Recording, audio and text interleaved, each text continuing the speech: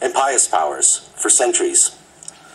Today, the problems that people around the world face are mainly rooted in the disregard of human values and ethics, and also in the rule of the selfish and incompetent. Friends, ladies and gentlemen, the only sustainable way to the betterment of mankind is the return to the teachings of the divine prophets, monotheism, respect for the dignity of humans, and the flow of love and affection in all relationships, ties, and regulations, and to reform the present structures on this basis. To fulfill this objective, I invite everybody, to form a front of fraternity, amity, and sustainable peace based on monotheism and justice under the name of Coalition for Peace, to prevent incursions and arrogance and to promote the culture of affection and justice. I hereby announce that with the help of all independent, justice-seeking, and peace-loving nations, the Islamic Republic of Iran will be heading down this path.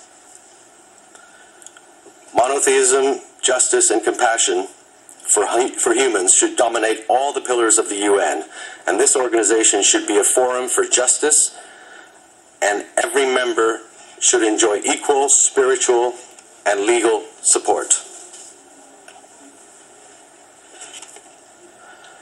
The General Assembly, as the representative of the international community, shall be considered as the most important pillar of the UN in order to, free from any pressure and threats by big powers, take required measures for the reforming of the UN structures, and especially change the present status of the Security Council and define new structures based on justice and democracy, with the purpose of becoming responsive to the present requirements and to be able to settle existing challenges heading to the establishment of an enduring stability and security.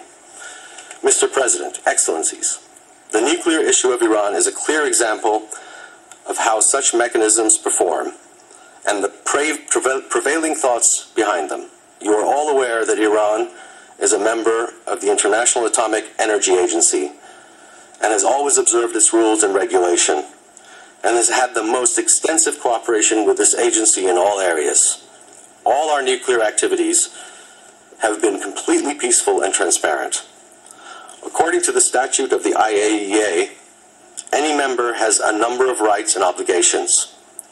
In fact, all members have to stay on a peaceful path and under the supervision of the agency assist other members, and they are entitled to be supported by the agency and have access to the fuel cycle with the help of the agency and its members.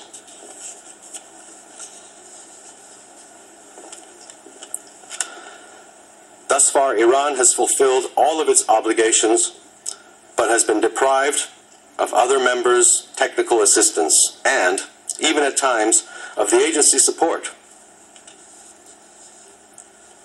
For about 5 years, some of the aforementioned powers have, by exerting heavy pressure on the IAEA,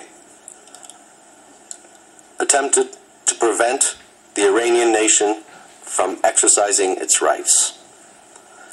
They have derailed Iran's nuclear issue from its legal tracks and have politicized the atmosphere to impose their wishes through taking advantage of all their potentials.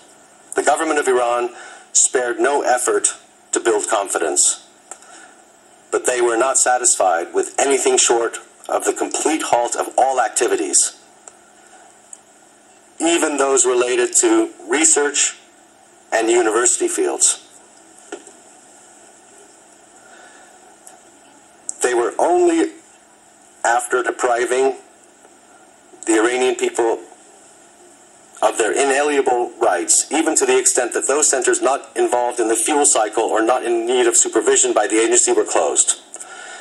After 3 years of negotiations and attempts to build confidence, the Iranian nation came to the firm belief that the main concern of these powers is not the possible deviation of Iran's nuclear activities, but is to prevent its scientific progress under this pretext. And if this trend continues, there will be no possibility for Iran to enjoy its rights, not even in the next 20 years. Therefore, Iran decided to pursue the issue through its appropriate legal path, one that runs through the IAEA, and to disregard unlawful and political impositions by the arrogant powers. In the last 2 years, abusing the Security Council, the arrogant powers have repeatedly accused Iran and even made military threats and imposed illegal sanctions against it. However, by the grace of faith in God and national unity, Iran has moved forward step by step, and now our country is recognized as one with the capacity for industrial scale fuel cycle production for peaceful purposes. Unfortunately, the Security Council, in dealing with this obvious legal issue, was influenced by some bullying powers and failed to uphold justice and protect the rights of the Iranian people. Fortunately, the IAEA has recently tried to regain its legal role as supporter of the rights of its members while supervising nuclear activities. We see this as a correct approach adopted by the agency.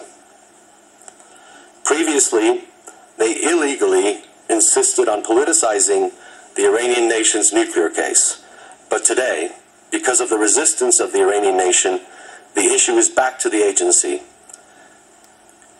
And I officially announce that, in our opinion, the nuclear issue of Iran is now closed and has turned into an ordinary agency matter. Today, many important questions have been raised about the nuclear activities of certain powers within the IAEA, which should be dealt with properly. Of course, Iran has always been and will be prepared to have constructive talks with all parties.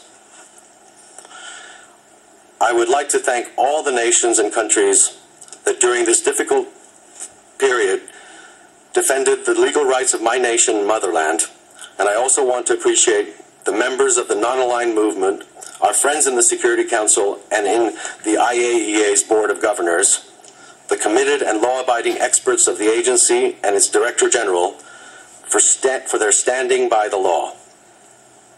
I would also like to announce that unlike the monopolistic powers, the Iranian nation is ready to offer to other members its experiences in the form of educational programs